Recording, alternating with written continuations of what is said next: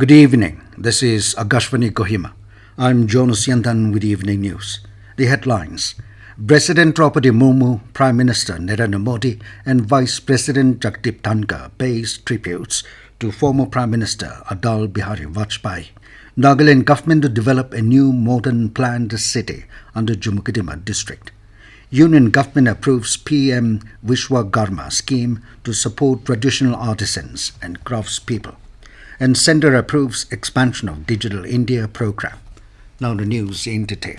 President Droupadi Murmu, Prime Minister Narendra Modi and Vice President of Jagdeep Dhankhar paid floral tributes to former Prime Minister Atal Bihari Vajpayee at Sadaiv Atal on his death anniversary today. Several ministers and prominent leaders also paid their tributes. Prime Minister Narendra Modi said India benefited greatly from Vajpayee's leadership and he played a pivotal role in boosting our nation's progress and in taking it to the 21st century in a wide range of sectors. Home Minister Amit Shah said Atalji established the highest standards of politics based on ideology and principles. Shah added that on one hand, Vajpayee laid the foundation of good governance and on the other, he introduced India's potential to the whole world from Pokhran. Nagaland government will be developing a new modern planned city under the Chumoukedima district. Chief Minister Nipirio made this announcement yesterday during his speech at the Independence Day celebration.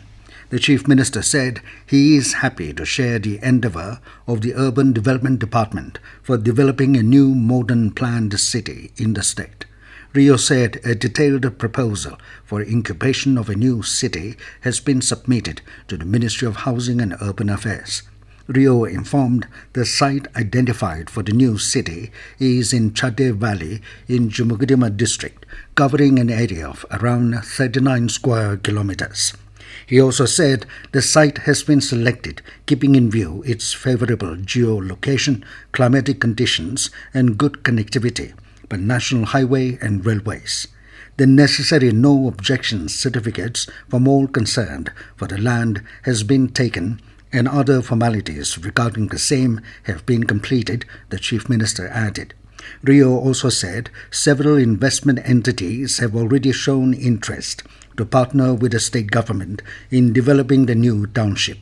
The Chief Minister further said the proposal of the state government is presently under evaluation with the Ministry of Housing and Urban Affairs for selection and expressed hope for its early consideration. The Union government approved the PM Vishwakarma scheme to support traditional artisans and craftspeople of rural and urban India. The scheme will have a total financial outlay of 13,000 crore rupees.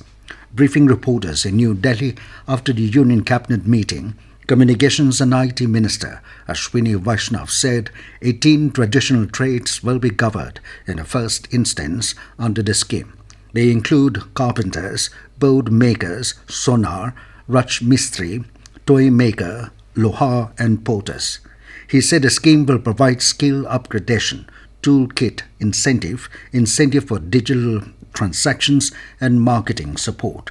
Vaishnav said under this scheme, loans up to 1 lakh rupees will be provided at a concessional interest rate of 5%. The minister said more than 30 lakh families will be benefited from this scheme. The centre has approved the expansion of the Digital India program with an outlay of 14,903 crore rupees. Communications and IT Minister Akashvani said the Digital India program was started in 2015 and it has brought a big change in the life of the poorest of the poor. He said under the project, 6,25,000 IT professionals will be reskilled and upskilled. Vaishnav said 2,65,000 persons will be trained under the Information Security and Education Awareness Program. Vaishnav added that on 1,200 startups will be supported in Tier 2 and Tier 3 cities under the program. This news comes to you from Akashvani, Kohima. You can also listen to this news bulletin, News on Air app and YouTube channel, AIR News Kohima. Indian Space Research Organisation is planning its next launch of the Aditya L1 satellite this month. It will be the first space-based Indian mission to study the sun. The satellite will carry 7 instruments to study the solar atmosphere, solar magnetic storms, and its impact on the environment around the Earth. It will be inserted in a halo orbit around L1 point between the Earth and the Sun. The satellite will take around 109 Earth days after the launch to reach the halo orbit called L1, covering a distance of over 1.5 million kilometers. The Aditya L1 spacecraft, which was assembled and integrated at the U.R. Rao Satellite Center, Bengaluru, has arrived at the Satish Dhawan Space Center in Sriharikota.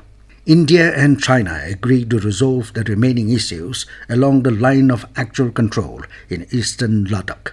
This was discussed during the 19th round of India-China Corps Commander level meeting held at the Chushul-Moldo border meeting point on the Indian side. External Affairs Ministry said that they exchanged views in an open and forward-looking manner in line with the guidance provided by the leadership. Both sides agreed to resolve the remaining issues in an expeditious manner and maintain the momentum of dialogue and negotiations through military and diplomatic channels. In the interim, the two sides agreed to maintain peace and tranquility on the ground in the border areas. District Planning and Development Board of PEC and Twensang held its monthly meeting today. DPDP PEC decided to rechristen PEC District Sports Association to PEC District Olympic Association and would function in coordination with the Department of Youth Resources and Sports and the Nagaland Olympic Association. The Twensang DPDP decided to constitute a committee to promote awareness on proper waste segregation at a household level. The board also recommended to engage NABARD for the development of water resources and watersheds in Lakdag, Moyangse and Chendang catchment areas. Further, the board also endorsed the establishment of sub-centers in Ngangpong village and Ishu village, as well as the creation of a ginger processing unit in Twensang. The Directorate of Treasuries and Accounts has amended the life certificate for pensioners issued by the gazetted officers, which will come into immediate effect. In a notification, the Directorate informed that the certificate will now be collected only as per the new format. Treasuries and banks will henceforth accept information of the pensioners only as per the enclosed format.